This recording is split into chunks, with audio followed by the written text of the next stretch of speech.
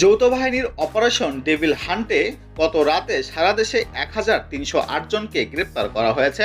এর মধ্যে বিভিন্ন জেলায় গ্রেপ্তার হয়েছে 1034 জন এবং মেট্রোপলিটন এলাকায় গ্রেপ্তার করা হয়েছে 274 জনকে। এছাড়াও গাজীপুরে 239 জনের বিরুদ্ধে মামলা করা হয়েছে।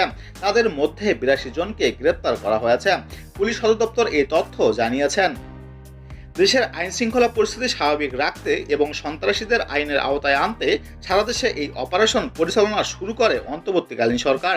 মূলত গাজীপুরের সাবেক মুক্তিযোদ্ধা বিষয়ক মন্ত্রী আ.ক.ম মোজাম্মেল হকের বাড়িতে হামলা ভাঙচুর এবং পাল্টা হামলায় কয়েকজন আহত হওয়ার পর অপারেশন ডেভিল হান্ট শুরুর ঘোষণা দেয় সরকার।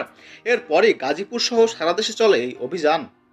এদিকে স্বরাষ্ট্র উপদেষ্টা লেফটেন্যান্ট মোহাম্মদ জাহাঙ্গীর আলম চৌধুরী বলেন, যারা দেশকে অস্থিতিশীল করতে চায় তাদের বিরুদ্ধে এই অভিযান। যারা আইন অমান্য করে দুষ্কৃতিকারী ও সন্ত্রাসী তারাই এই অভিযানে গ্রেপ্তার হবে। তিনি বলেন, ডেভিল হান্ট মানে শয়তান, তারাই এই অভিযানের আটক হবেন। উপদেষ্টা বলেন, ডেভিল শেষ না হওয়া পর্যন্ত এই অপারেশন চলবে।